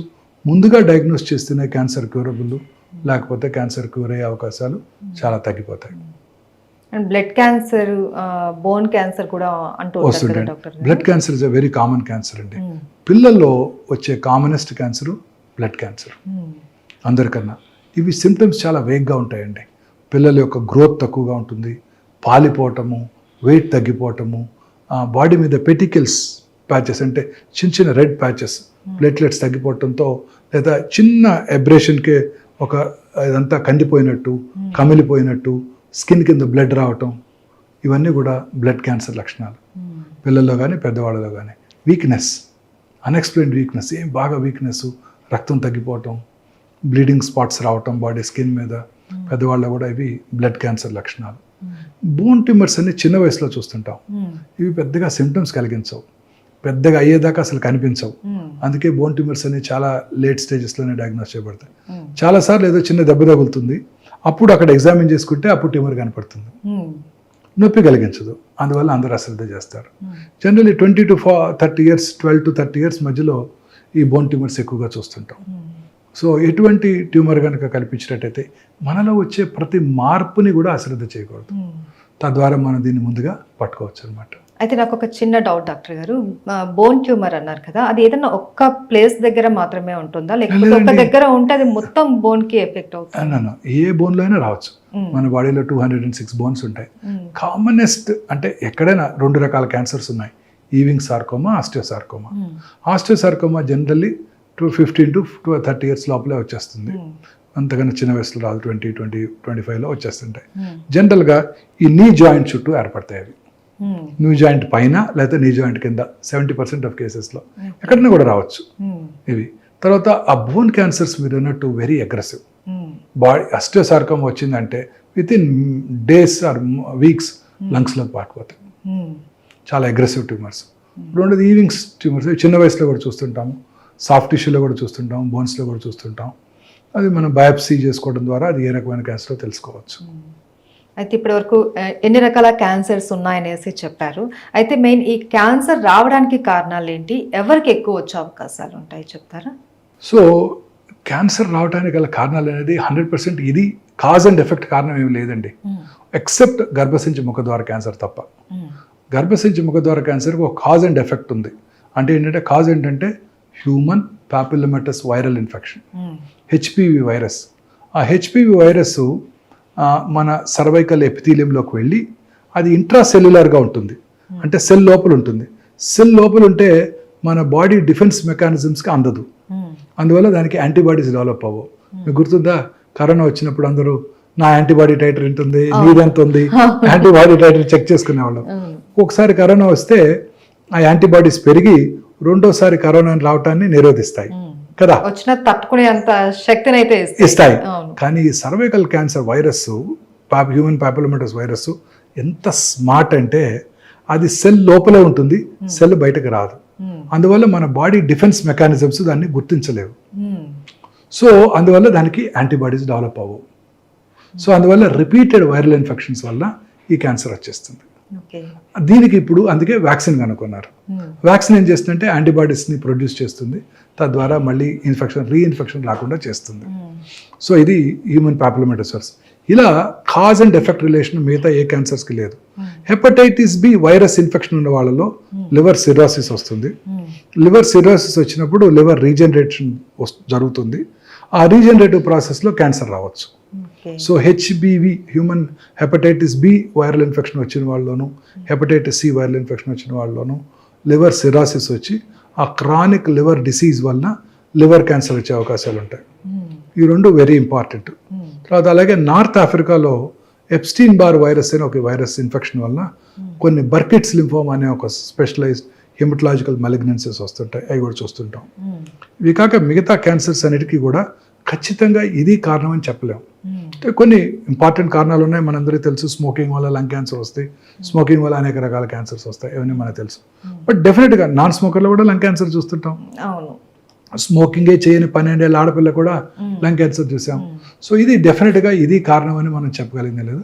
But there are general causes which are very very important to us. ఒకటి జెనెటిక్ ఫ్యాక్టర్స్, అది మన కంట్రోల్లో లేదు. జెనెటిక్ ఫ్యాక్టర్స్ అంటే బెస్ట్ ఎగ్జాంపుల్ ఆంజెలినా జోలీ. వారి మదర్కి ట్రిపుల్-నెగటివ్ బ్రెస్ట్ క్యాన్సర్ ఉండింది. సో వారు చెక్ చేయించుకొని ఆ BRCA1 BRCA టెస్ట్ చేయించుకొని వారికి 31 years అప్పుడే అది చెక్ చేసుకొని అది పాజిటివ్ ఉంటుంటే వారికి ఖచ్చితంగా human hereditary breast ovarian cancer syndrome అంటారు. సో వారికి 100% బ్రెస్ట్ క్యాన్సర్ వస్తుంది, 70% 80% ఓవేరియన్ క్యాన్సర్ వస్తుందని తెలుసుకొని ముందుగా జబ్బు రాకముందే 2 బ్రెస్ట్లు తీయించేసుకున్నారు, 2 ఓవరీలు తీయించేసుకున్నారు. అలాంటి జెనెటిక్ ఫ్యాక్టర్స్ ఉండవచ్చు, BRCA1 BRCA2, అది మనం డిస్కస్ చేస్తాం. మిగతా కారణాలు ఎన్విరాన్మెంటల్ ఫ్యాక్టర్స్. దీనికి మనకి దీని మీద కంట్రోల్ ఉంది. కాకపోతే ఈ అర్బనైజేషన్ పెరిగే కొలది ఎన్విరాన్మెంటల్ ఫ్యాక్టర్స్ ఎక్కువైపోతున్నాయి. ఫస్ట్ మోడర్నైజేషన్ చూడండి. ఈ మోడర్న్ మనం వీఆర్ ఫైటింగ్ విత్ నేచర్తో ఫైట్ చేస్తున్నాం. మనం ఎప్పుడు ఎండలోకి వెళ్తలేదు, ఇంట్లోనే ఉంటున్నాము, ఎయిర్ కండిషన్ రూమ్స్లో ఉంటున్నాము. మార్నింగ్ లేవగానే plastic tooth brush, synthetic toothpaste, plastic tongue cleaner, plastic mug, plastic బకెట్లో హాట్ వాటరు, తర్వాత పొద్దున్నే మైక్రోవేవ్లో చేసుకున్న దాన్ని వేడి చేసుకొని బ్రేక్ఫాస్ట్ తింటాం, ఆర్టిఫిషియల్ సింథటిక్ క్లోత్స్, ఇవన్నీ కూడాను డెఫినెట్గా క్యాన్సర్ కారకాలే. తాగే ప్లాస్టిక్ బాటిల్లో వాటరు, హాట్ వాటరు, అది ఏం చేయక్కర్లేదు. వేడిగా ఉన్న కారులోకి వెళ్ళి కూర్చుని ఆ కారులో ఉన్న ప్లాస్టిక్ నుంచి వచ్చే ఫ్యూమ్స్, మనకి సమ్మర్లో 40 degrees 45 degrees వచ్చేస్తుంది హైదరాబాద్లో కూడా. ఆ డిగ్రీలో ఆ కార్లోకి వెళ్ళి కూర్చున్నామంటే ఆ కారు యొక్క ఆ ప్లాస్టిక్ ఇంటీరియర్స్ అంతా ప్లాస్టికే కదండి, కారు లోపలంతా, వాటి నుంచి వచ్చే ఫ్యూమ్స్ అన్నీ కూడా క్యాన్సర్ కారకాలే. ప్లాస్టిక్ వాటర్ బాటిల్ నుంచి అన్నీ కూడా క్యాన్సర్ కారకాలే మనకి. ఇది మనకి ఎలాగో అవాయిడ్ చేయలేం, మరి తప్పదు. మరి ప్రస్తుతం ఉన్న ఏజ్లో అవాయిడ్ చేయలేం. పూర్వకాలంలో లాగా మరచెంబులు తీసుకొని మనం వెళ్ళి వాటర్ తాగలేం కదా. సో ఇవన్నీ కూడా కారకాలండి. ఇలా అనేక రకాలుగా పొల్యూషన్. ఆ తర్వాత ఇంకొకటి మోస్ట్ ఇంపార్టెంట్, ఆర్టిఫిషియల్ లైట్స్. ఇప్పుడు రాత్రిపూట చక్కగా 6:30-7 భోజనం చేసి ఇంతకుముందు 8-9 పడుకొని నిద్రపోయి పొద్దున్నే లేవడం జరిగేది. లేచిన వెంటనే చక్కగా ఎండలో కూర్చునేవారు, ఎండలో పని చేసుకునేవాళ్ళు. వాళ్ళ ఫ్రెష్గా వాళ్ళ గేదెల నుంచి పాలు తీసుకొని తాగేవాళ్ళు. వాళ్ళ వెజిటబుల్ గార్డెన్లో వెజిటబుల్ పండించుకునేవాళ్ళు. పొలానికి వెళ్ళి పంటలు పండించుకునేవాళ్ళు. ఎండలో అంత ఆర్గానిక్ ఉండేది. చక్కగా షర్ట్ తీసి పొలం పని చేసేవాళ్ళు. అన్ని రకాల ఒక విటమిన్ డి, మనకు తెలిసిన విటమిన్, తెలియనివి ఉన్నాయో సూర్యరశ్మిలో. సో ఇవాళ హెల్దీ లైఫ్ స్టైల్ ఉండింది, హ్యాపీగా ఉండేవాళ్ళు. పక్కన కారు ఉంది, మన కారు లేదు, ఇలాంటి ఇవి బాధలు లేవు. పెళ్లి చేసుకుందామంటే సొంత వాళ్ళకి ఎవరికో మేనల్లుడికో మేనకోడలకో చేసుకునేవాళ్ళు. 5 రోజులు సంతోషంగా గడిపేవాళ్ళు. సంతోషం సగం బలం. Happiness is the most important immune booster. Happiness is the most important immune booster. నేను ఒక ఫుల్ పేజ్ ఆర్టికల్ రాశాను ఒక వెర్నాకులర్ డైలీలో. వెరీ ఇంపార్టెంట్ అండి. ఒక పేషెంట్ 72 సంవత్సరాలు, ఆమెకి వాళ్ళ హస్బెండ్కి 74. 8 ఏళ్ళ నుంచి నా దగ్గరికి రెగ్యులర్గా చెకప్కి వస్తున్నారు బ్రెస్ట్ క్యాన్సర్కి. Perfectly normal. ఒకరోజు వచ్చారు, ఆమె ఒక్కరే వచ్చి ఇంకో లేడీని తీసుకుని, ఏరండి గోపాలరావు గారు అన్నాను. అనగానే పాపం లాస్ట్ 15 days బ్యాకే కర్నరీ బైపాస్ అయిన తర్వాత కాంప్లికేషన్ వచ్చి చనిపోయారు. అప్పుడు కూడా చెక్ చేసాం, నార్మల్గా ఉన్నారు ఆవిడ. 3 నెలల తర్వాత తిరిగి వచ్చేసారు క్యాన్సర్తో. మానసిక ఆందోళన, డిప్రెషన్. ఇంకొక లేడీ 5 years అయింది నేను బ్రెస్ట్ క్యాన్సర్కి సర్జరీ చేసి, చక్కగా కంఫర్టబుల్గా ఉన్నారు. కొడుకు పెళ్ళికి పిలిచారు, వెళ్ళాను. హ్యాపీగా ఉన్నారు, అందరూ బాగున్నారు. 2 ఏళ్ల తర్వాత రికరెన్స్ వచ్చింది. ఏంటా అని చూస్తే 8 months ముందు కొడుకు డివోర్స్. సో అన్ని రకాల జబ్బులకి నా ఉద్దేశంలో మూల కారణం ఈ మానసిక ఆందోళన. కరోనా కానివ్వండి, క్యాన్సర్ కానివ్వండి, చాలా రకాల వ్యాధులు అన్ని జబ్బులకి కూడా ఈ ఇమ్యూనిటీ, అది రొమటాయిడ్ ఆర్థరైటిస్, ఇవన్నీ కూడా ఈవెన్ డయాబెటిక్ అన్ని జబ్బులకి మూల కారణం మానసిక ఆందోళన. సంతోషంగా సగం బలం అని పెద్దవాళ్ళు చెప్పారు. సంతోషంగా లేకపోతే నీదేటి. రెండోది నిద్ర, వెరీ ఇంపార్టెంట్ ఇమ్యూన్ బూస్టర్ అండి నిద్ర. ఇప్పుడు పూర్వకాలంలో 6-7 పడుకునేవాళ్ళు, తినేసేవాళ్ళు ముందు, అర్లీగా తినేసి 8-9 పడుకునేవాళ్ళు. ఈ టీవీలు లేవు, చక్కగా వీధరి మీద కబుర్లు చెప్పుకునేవాళ్ళు, లేకపోతే ఏదో పని చేసుకునేవాళ్ళు. ఇంత పని చేయాల్సిన అవసరం కూడా ఉండేది కాదు. మనలాగా రోజుకి 16 గంటలు. 9 పడుకునేవాళ్ళు, పొద్దున్న 6 లేసేవాళ్ళు. రాత్రి 2-3 గంటలకి వాళ్ళలో మెలటోనిన్ అనే హార్మోన్ ఉత్పత్తి అవుతుంది ఆ స్లీప్లో. ఆ melatonin strong anti cancer properties. ఇప్పుడు ఏం చేస్తున్నాము, రాత్రి 10-11 దాకా టీవీ చూస్తున్నాం, 11 పడుకోవడానికి 1 దాకా మనం ఆ బ్లూ స్క్రీన్ చూస్తూ మొబైల్లో మన వాట్సాప్ మెసేజ్లు, యూట్యూబ్లో వీడియోలు చూసుకుంటూ పడుకుంటున్నారు. ఆ మెలటోనిన్ హార్మోన్ ఉత్పత్తి జరగట్లేదు, దానివల్ల క్యాన్సర్ వచ్చేస్తుంది. ఈ పొద్దున్నే వస్తాను 5:30కి నేను ఇంటి నుంచి వస్తుంటే, గచ్చిబౌలికి వస్తుంటే చూస్తుంటే అన్ని పెద్ద పెద్ద స్కై స్క్రాపర్స్, అన్ని చోట్ల ఫుల్ లైట్స్ ఉంటాయి. ఆ లైట్స్లో పనిచేసే స్త్రీలందరికీ కూడాను క్యాన్సర్ వచ్చే అవకాశాలు ఎక్కువగా ఉంటాయి. ఈ సర్కేడియన్ రిథమ్ అంటే పగలు పనిచేసుకోవటం, రాత్రి నిద్రపోవటం, ఇది లేకపోయేసరికి ఆ మెలటోనిన్ హార్మోన్ ఉత్పత్తి లేకుండా ఈ ఆర్టిఫిషియల్ లైట్స్లో ఎక్కువ కాలం ఉండటం వల్ల ఆ హార్మోన్ ఉత్పత్తి తగ్గిపోవడంతో breast cancer, colon cancer, lung cancer, అన్ని రకాల క్యాన్సర్స్ వస్తున్నాయి వాళ్ళలో, ఆ స్త్రీలందరిలోనూ. ముఖ్యంగా బ్రెస్ట్ క్యాన్సర్, మిగతా వాళ్ళ మిగతా క్యాన్సర్లు. చాలా ఇంపార్టెంట్ అండి ఇది. So most important advice for youngsters is రాత్రి లేట్గా టీవీ చూడటం, ఈ బ్లూ స్క్రీన్ చూడటం, లైట్ వేసుకొని పడుకోవటం. ఇది కూడా వెరీ ఇంపార్టెంట్ కాజిటివ్ ఫ్యాక్టర్. ఎక్కువ ఇల్యూమినేషన్ లైట్ పెట్టుకోనేకూడదు. ప్రిఫరబుల్లీ డార్క్లో పడుకోవాలి, తొందరగా పడుకోవాలి. అప్పుడే మెలటోనిన్ హార్మోన్ ఉత్పత్తి అవుతుంది. ఈ బెడ్ లైట్స్ అన్ని కూడా క్యాన్సర్ కలిగించవచ్చు. అన్ని రకాల లైట్స్లో కూడా రెడ్ కలర్ బెడ్ లైట్ కనుక పెట్టుకుంటే అతి తక్కువ ఇన్ఫ్లుయెన్స్ ఆన్ మెలటోనిన్ ప్రొడక్షన్ అంట. So very important. Bed light red కలర్లోనే ఉంచుకోండి, మిగతా కలర్స్లో ఉంచుకోవద్దు. అతి తక్కువ ఇల్యూమినేషన్ ఉండటం, చిన్న అవసరమైతే, లేకపోతే ప్రిఫరబుల్లీ డార్క్లో పడుకోవటం, తొందరగా పడుకోవటం వెరీ ఇంపార్టెంట్ మనందరికీ కూడా క్యాన్సర్ని ప్రివెంట్ చేయడానికి. మన పిల్లలకి అంటే ఈ స్టేజ్కి 60 ఏళ్ళు వచ్చేసినాయి, ఇప్పుడు మనం ఇంకా మార్చుకోలేము లైఫ్ స్టైల్. బట్ పిల్లలందరికీ నెక్స్ట్ జనరేషన్కి ఇది వెరీ ఇంపార్టెంట్. ఈ బ్లూ స్క్రీన్ చుట్టం, రాత్రిపూట టీవీ చూసుకుంటూ 12 దాకా పడుకోవటం, లైట్ వేసుకొని పడుకొని నిద్రపోవటం. ఇక సరే ఆఫీస్ అవర్స్ వాళ్ళు మన యూరోపియన్ టైమింగ్స్కి, అమెరికన్ టైమింగ్స్కి పనిచేస్తుంటారు మన పిల్లలు.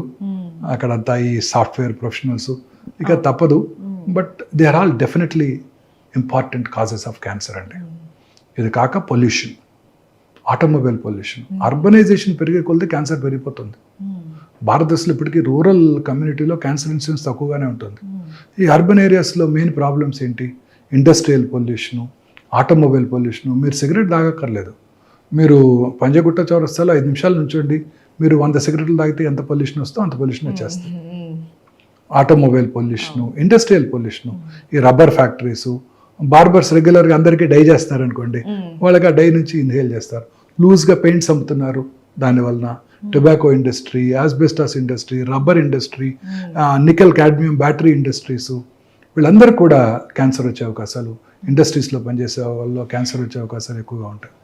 So industrial pollution, automobile pollution, తర్వాత ఫాస్ట్ ఫుడ్స్, ఇవన్నీ క్యాన్సర్ కారకాలు. ఈ పిజ్జాలు, బర్గర్లు, ఐస్ క్రీములు, బక్లవాలు అన్నీ all in all they are all cancer కారకాలు. అవన్నీ కూడా హై ఫుడ్, ఫ్యాటీ ఫుడ్ తినే వాళ్ళందరిలో కూడా అనేక రకాల క్యాన్సర్స్ వస్తాయి. చిన్న ఎగ్జాంపుల్, జాపనీస్లో క్యాన్సర్ ఇన్సిడెన్స్ చాలా తక్కువ. వాళ్ళు హెల్తీ ఫుడ్ తింటారు, చైనీస్ కూడా హెల్తీ ఫుడ్ తింటారు, వాళ్ళలో క్యాన్సర్ ఇన్సిడెన్స్ చాలా తక్కువ. ఇన్ఫ్యాక్ట్ జపాన్కి మనకు ఒక చిన్న సిమిలారిటీ ఉంది. మనలో సౌత్ ఇండియాలో రైస్ ఎక్కువ తింటాము, జాపనీస్ కూడా రైస్ ఎక్కువ తింటారు. జపాన్లో రైస్ చాలా ఎక్కువ తింటారండి, వాళ్ళు కూడా స్టేపుల్ డైట్ రైసే వాళ్ళు. వీళ్ళలో ఇద్దరిలో కూడా స్టమక్ క్యాన్సర్ చాలా common cancer. Rice eating populations రెండు కూడా, జపాన్ సౌత్ ఇండియా. నేను నా పర్సనల్ ఒపీనియన్ అండి, 5 థింగ్స్ అవాయిడ్ చేయాలండి. వైట్ రైస్, వైట్ షుగర్, రా షుగర్ వాడుకోవటం లేదా జాగరీ వాడుకోవటం, వైట్ సాల్ట్, తర్వాత వైట్ మైదా, వైట్ లైట్. ఈ వైట్ అన్నది కంప్లీట్ వైట్ మన కాదు అసలుకి.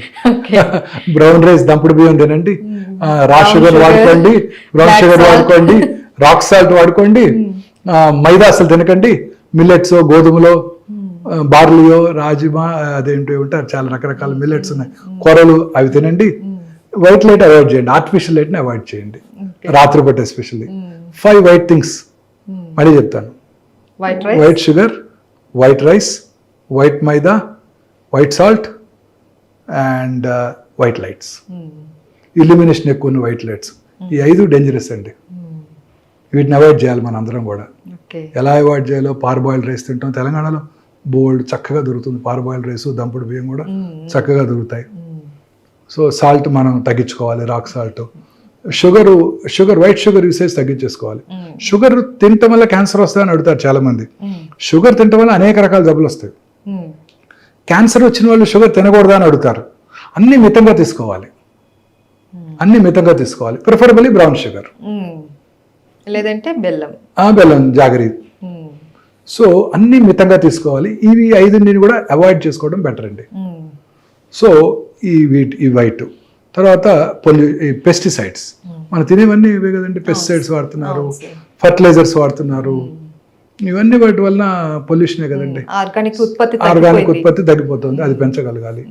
సో పాలలో కూడా ఆక్సిటోసిన్ ఇచ్చి గేదెలకి పాలు ఎక్కువ ప్రొడ్యూస్ చేయడానికి, ఆ పిల్లల్లో కూడా ఎర్లీ మెనార్ష్ వచ్చిన వల్ల బ్రెస్ట్ క్యాన్సర్ వచ్చే అవకాశాలు ఎక్కువ ఉంటాయి. ఆ పాలు తాగిన పిల్లలందరికీ కూడా ఆక్సిటోసిన్ వల్ల. సో ఇలా అనేక రకాలుగా మనం అంతా కూడా నేచర్తో ఫైట్ చేస్తున్నాం. సూర్యరశ్మిలోకి వెళ్లకుండా, రాత్రిపూట పడుకోకుండా, ఇవన్నీ కూడాను మనలో వచ్చే ప్రతి మార్పు కూడా ఈ క్యాన్సర్కి దారితీస్తున్నాయి. సో దీనితో పాటు దురలవాట్లు, స్మోక్ చేసిన 6 సెకండ్స్లో 400 to 600 కార్సినోజన్స్ బ్లడ్లోకి వెళ్ళిపోతాయి. ఇమాజిన్ చేయండి, కార్సినోమా సర్విక్స్ వాడిడైసే పూరర్ సెక్షన్స్ ఆఫ్ సొసైటీలో కనబడుతుంది, రిచ్ పీపుల్లో కూడా కనపడుతుంది, స్మోక్ చేసే ఆడవాళ్ళలో.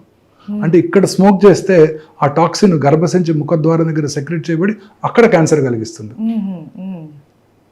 స్మోక్ వల్ల గర్భసంచి ముఖద్వార క్యాన్సర్ కూడా వస్తుంది. అంటే ఎంత పవర్ఫుల్ చూడండి అది. మరి smoking effects every system in the body అండి. బ్రెయిన్లో ఉన్న రక్తనాళాలని, కంటిలో ఉన్న రక్తనాళాలని, కాళ్ళలో ఉన్న రక్తనాళాలని, కరోనరీస్ని, తర్వాత లంగ్ క్యాన్సర్, బాడీలో అనేక రకాల క్యాన్సర్స్. స్మోకింగ్, డయాబెటీస్ అండి, తల నుండి కాలు వరకు అన్ని సిస్టమ్స్ని ఎఫెక్ట్ చేస్తాయి అవి.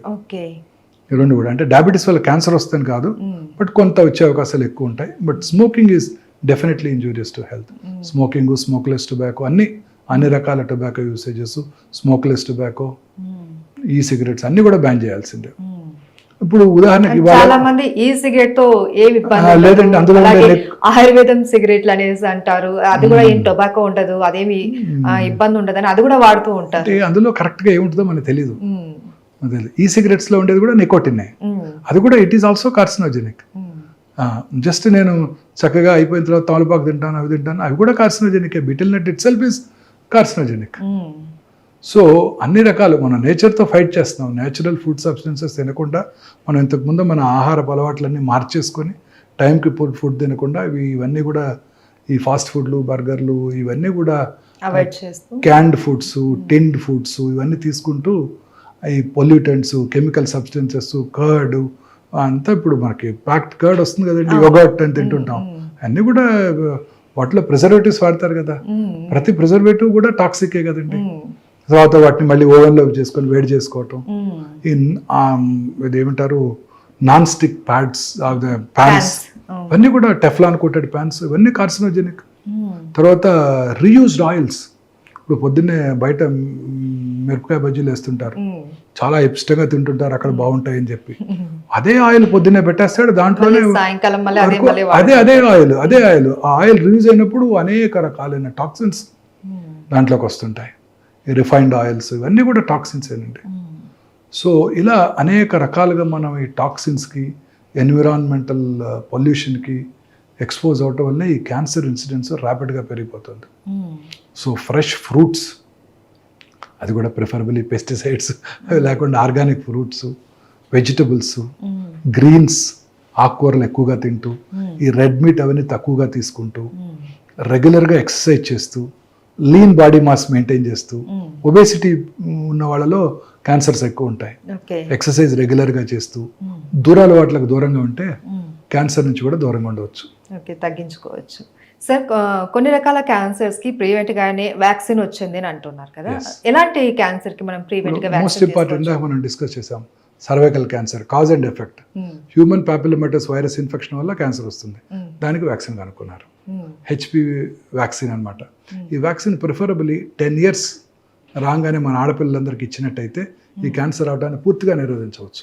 10 years నుంచి ఇవ్వచ్చు. 10 years నుంచే ఇచ్చేయచ్చు. 10 years నుంచి ఇచ్చేయాలి. ఇన్ఫెక్షన్ రాకముందే ఇచ్చేయాలి. పెళ్లి కానంత వరకు ఇవ్వచ్చు. పెళ్ళైన వాళ్ళకి ఇవ్వాలంటే ముందుగా ఒకసారి చెక్ చేసుకుని, పాప్స్మియర్ చేసుకుని, క్లినికల్ ఎగ్జామినేషన్ చేసుకుని, క్యాన్సర్ లేదు అని గుర్తుంచుకొని ఆ తర్వాత తీసుకోవాలి. పెళ్ళైన వాళ్ళు కూడా వ్యాక్సిన్ తీసుకోవచ్చు, 45 years వరకు కూడా తీసుకోవచ్చు. బట్ ఇంత ఎఫెక్టివ్గా ఉండదు. ఇంత ఎఫెక్టివ్గా ఉండదు. పెళ్ళైన వాళ్ళు ఒక 6 months వ్యాక్సిన్ 3 doses 6 months తీసుకోవాల్సి ఉంటుంది. ఆ తర్వాత ఒక 6 months ప్రెగ్నెన్సీ అవాయిడ్ చేయాల్సి ఉంటుంది. 45 years వరకు తీసుకోవచ్చు. But best age to give is 10 to 12 years. ఆ టైంలో కనుక వ్యాక్సిన్ ఇచ్చినట్టయితే ఖచ్చితంగా మనం స్మాల్ పాక్స్ని, పోలియోని ఎట్లా ఎరాడికేట్ చేసాము, ఈ గర్భసించు ముఖద్వార క్యాన్సర్ కూడా మనం ఎరాడికేట్ చేయగలుగుతాం. అయితే ఆల్రెడీ పిల్లలు ఉన్న వాళ్ళు, స్త్రీలు ఇంకా ప్రెగ్నెన్సీతో అవసరం లేదు, వాళ్ళు ఖచ్చితంగా తీసుకోవచ్చు. వాళ్ళు 45 వరకు తీసుకోవచ్చు. ఆ తర్వాత పెద్ద బెనిఫిట్ ఉండకపోవచ్చు, ఎందుకంటే ఆ పాటికి చాలా రిపీటెడ్గా ఇన్ఫెక్షన్స్ వచ్చేసి ఉంటాయి కాబట్టి. తీసుకోవడం వల్ల నష్టమే లేదు కానీ పెద్ద బెనిఫిట్ ఉండదు. అలాగే ఈ liver cirrhosis, hepatitis B infection liver సిరాసిస్కి దారితీస్తుంది, లివర్ క్యాన్సర్కి దారితీస్తుంది. సో దాన్ని హెపటైటిస్ బి వ్యాక్సిన్ ఇవ్వాలి. ఫార్చునేట్లీ మన ఇండియన్ గవర్నమెంట్ యూనివర్సల్ ఇమ్యునైజేషన్ ప్రోగ్రాంలో మన పిల్లలందరికీ కూడా హెపటైటిస్ బి వైరస్ వ్యాక్సిన్ ఇస్తున్నారు. సో అది కవర్ అయిపోతుంది. మా జనరేషన్లో ఉండేది కాదు అది. సో మేము అప్పుడు ఇంటర్న్షిప్లో కొత్తగా వ్యాక్సిన్ వచ్చినప్పుడు ఆ వ్యాక్సిన్ తీసుకున్నాం అందరం. ఇక్కడ మాకు పేషెంట్స్ నుంచి మాకు రాకుండా ఉండడం కోసం. సో హెపటైటిస్ బి వైరల్ ఇన్ఫెక్షన్కి ప్రివెంట్ చేయడానికి ఈ హెపటైటిస్ బి వ్యాక్సిన్ ఉపయోగపడుతుంది. అది తీసుకొని వాళ్ళలో సిరాసిస్, సిరాటిక్స్లో ఈ లివర్ క్యాన్సర్ వచ్చే అవకాశాలు ఎక్కువగా ఉంటాయి. Okay, thank you sir, thank you so much. Thank you, నమస్తే.